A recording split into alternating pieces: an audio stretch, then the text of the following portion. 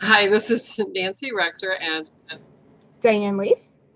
and we're here today to introduce you to the Nathan Leaf Foundation on Patient Advocacy. We're going to be doing vlogs on a routine basis, and we're going to start with Diane's story about her son, Nathan. Diane? Thank you, Nancy. So Nathan was 18 years old when he passed from a condition called bronchiolitis obliterans, which essentially was graft versus host of the lungs. To understand that process, I have to flash back 9 years when Nathan's journey began. He was 9 years old when he was diagnosed with a benign brain tumor. The prognosis for that was very, very good, 95 percentile, longevity over the next 10 years. And once these types of tumors, they're specific to children. Once these type of tumors burn themselves out, the kids go on and are young adults, live a normal life. The goal was to keep the tumor from growing because it was on his brainstem, which controls all your autonomic functions. He so we He was diagnosed at 9 years old, and after about 15 months, the tumor started to grow.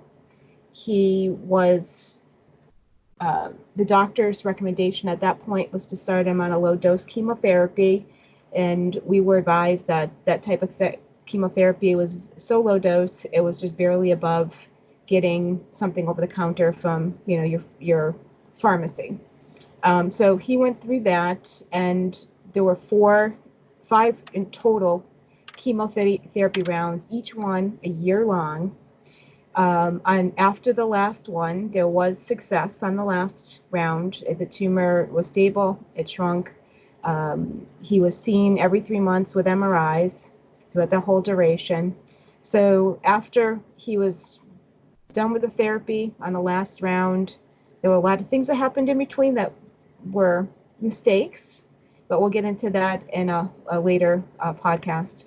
But so after he was diagnosed about 6 months later with leukemia, the cause of the leukemia was one of those chemotherapy treatments. We had no idea that that could happen.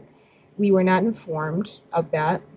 Um, so the prognosis went from 95 percentile down to 3 percentile survival rate with the leukemia. And if we could, and they did get him into remission very quickly, that we had to jump on getting a stem cell transplant for him. So he went through the stem cell transplant process. He was released. He did very well through that horrible duration of a month, but he made it through that. They sent him home.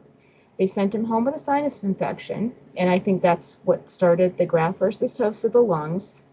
He started, he was about 3 weeks home after being out of the hospital from the transplant when he started developing. He said he was having some difficulty breathing.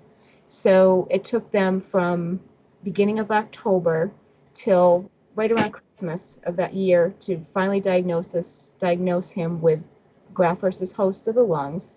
And their approach was to wait and see how it all developed, how it all plays out. They gave him high levels of steroids. They gave him other treatment protocols to hopefully help with the lung capacity.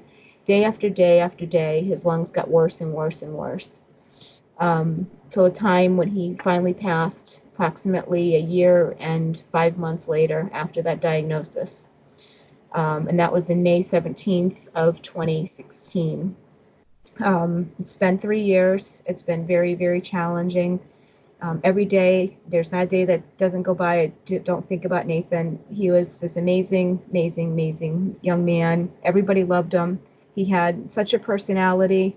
Um, he was a loving soul. I know everybody says that about their child, but he truly, truly was. He had His school had given him a graduation ceremony at the hospital 3 days before he passed away. And every person, there were over 70 people that were participated and came to that graduation.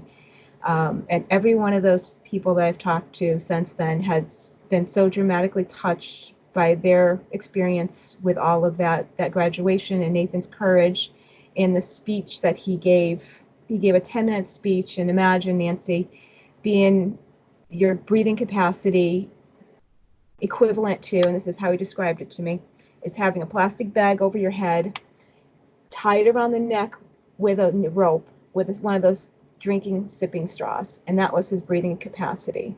He was on a IVAT machine to help him breathe, to give him high levels of oxygen.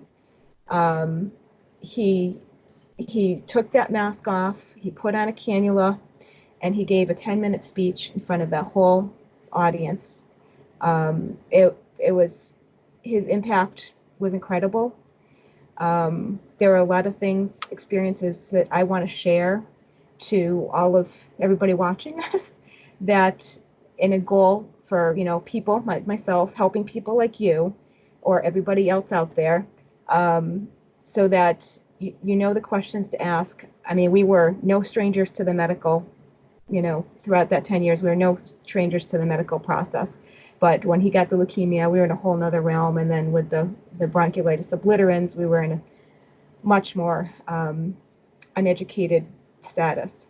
So my personal goal, and this is one of the reasons that Nancy, you and I, we have different reasons why we started this, but my personal goal was to get out this information to everybody out there, so that if you have a loved one, you have a family member, you have a child, God forbid, that's going through this, you know what questions to ask, you're informed. We don't give medical advice. I'm not a clinician, but it's just a person like myself sharing experiences. And I want to hear back from all of you too, to share your experiences. So the organization is really, people helping people, learning from experiences to give the best health care possible. And that's, your summary is, tugs at my heartstrings for sure, and I'm sure others out there feel the same way. And that's why we decided to name the foundation after Nathan. He is an inspiration still to this day, and hopefully in the future we'll have the video of his speech at his graduation so that others can benefit from it. My side of the story is just mainly a caregiver for the elderly and for my family, and being that caregiver and being a clinical microbiologist, people often come to me for with their questions, not necessarily for medical advice. I'm not an MD, and we don't give advice. We don't do diagnostics, but we are people that want to help other people, and people have come to us because of our experiences, and we want to share those experiences. Plus, we have other individuals waiting to tell their story. And if you do have a story you'd like to share where people can learn from their experiences in the healthcare system during a healthcare crisis, please let us know.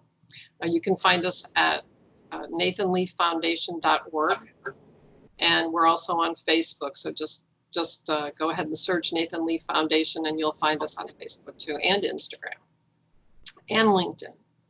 So we will be doing more of these vlogs. Keep an eye out for them, and thanks for listening. Thank you.